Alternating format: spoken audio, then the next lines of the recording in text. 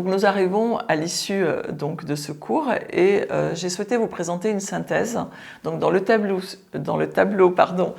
ci-dessous, vous trouverez donc un résumé qui reprend à peu près tous les points que j'ai pu aborder avec vous durant ces différents chapitres. Alors pour résumer, donc on a dans les précurseurs à retenir, si on peut en retenir quelques-uns. Nous avons donc pour le behaviorisme, vous aurez donc Watson qui a travaillé avec d'autres psychologues pour appuyer ses théories bien sûr.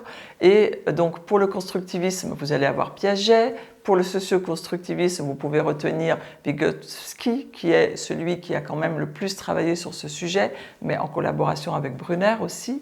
Et pour le cognitivisme, Atkinson et Shifrin. Donc voilà pour les précurseurs.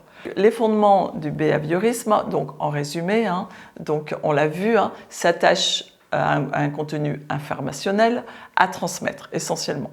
Pour le constructivisme, on va dire qu'on amène l'apprenant à construire sa propre vision via de l'expérience et des schémas individuels, et on va dire que pour le socio-constructivisme, eh bien, on part du constructivisme et on va y ajouter toutes les variables sociales et culturelles. Et le cognitivisme, le dernier dont nous avons parlé, on va considérer que le cerveau est un peu comme un ordinateur et qu'il va pouvoir traiter de l'information au sens large. Donc je vais juste vous redire en quelques mots ce qui est important pour vous en tant que formateur, c'est-à-dire le rôle de l'enseignant, mais qui va être aussi le rôle du formateur, bien évidemment. Eh bien, c'est dans le premier courant, le behaviorisme, nous allons, nous formateurs, nous attacher plus à faire de la transmission d'informations. On va s'adapter aux besoins des apprenants, bien sûr, et on va découper en objectifs les différents apprentissages. Donc le modèle pédagogique, il va être de traiter les savoirs par objectif. Dans celui du constructivisme, l'enseignant ou le formateur va confier à l'élève ou à l'apprenant des tâches adaptées à son niveau. Il va faire émerger des représentations. Dans le socio-constructivisme, il va plutôt être un guide, un provocateur de réflexion. Et il va également animer la phase où l'apprenant va confronter ces représentations au modèle socio-culturel qu'il va rencontrer. Et dans le cognitivisme, en fait, le rôle du formateur est beaucoup plus effacé, puisqu'il sera là uniquement pour être un facilitateur, pour répondre aux questions des apprenants pendant leur propre exploration. Alors, quel va être le rôle de l'apprenant dans ces différents courants en synthèse? Alors, le rôle de l'apprenant dans le premier courant, donc le behaviorisme, il va être dans la réaction, c'est-à-dire qu'on lui transmet un savoir et il va accomplir certaines tâches et il va se confronter. Il va être guidé par le formateur, bien sûr, mais il est plus dans l'écoute, il regarde et il tente de reproduire, il tente d'imiter en fait.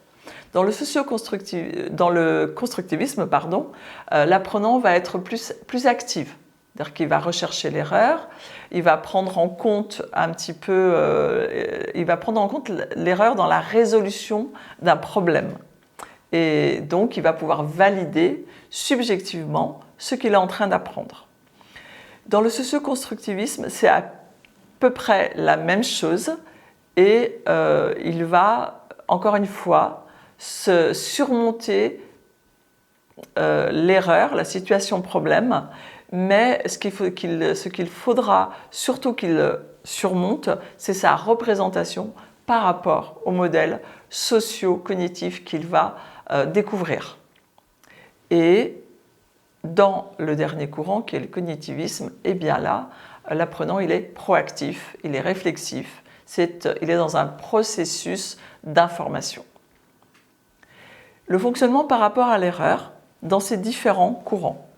Dans le premier, nous avons vu le behaviorisme, l'erreur est considérée comme un manque, comme une lacune. Dans le constructivisme, l'erreur est une information sur les représentations.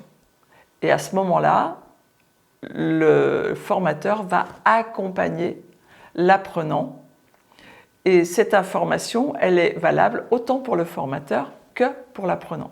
Donc, on va être dans la remédiation et dans la construction du savoir ensemble. Pour le socio-constructivisme, tout comme le cognitivisme, l'erreur est une source d'apprentissage et elle n'est absolument pas à éviter. Elle est une source de progression. Pour les outils, on va dire, informatiques que l'on pourra utiliser pour ces différents courants. Le premier courant, vous l'aurez compris, de toute façon, c'est de la formation descendante, puisqu'on est dans la transmission de savoir. Donc on va passer par des tutoriels, par des exposés informatisés, etc., etc. Pour les trois autres, enfin en tout cas le constructivisme et le socio-constructivisme, on va être sur des plateformes d'enseignement, on va être sur des blogs, on va être sur des forums, on va être sur de l'échange à distance ou voilà, en tout cas numérique, mais on va plus être là-dessus. Et sur le dernier, le cognitivisme, eh bien là, on va être sur complètement des activités individuelles, de l'auto-formation. On va être sur de la production de savoir par les apprenants et donc ils vont utiliser tous les outils numériques à leur disposition, tels que du tutoriel, des simulateurs, etc. Alors, je vous invite sous ce tableau, il y a différents liens très intéressants où on vous parlera de ces différents courants de manière donc très explicite et intelligible, différente de la mienne, mais qui viendront en complément et qui pourront nourrir votre réflexion. Je vous propose de faire un exercice au chapitre suivant, donc qui vous permettra à partir de certaines affirmations de vérifier votre compréhension. Donc à tout de suite.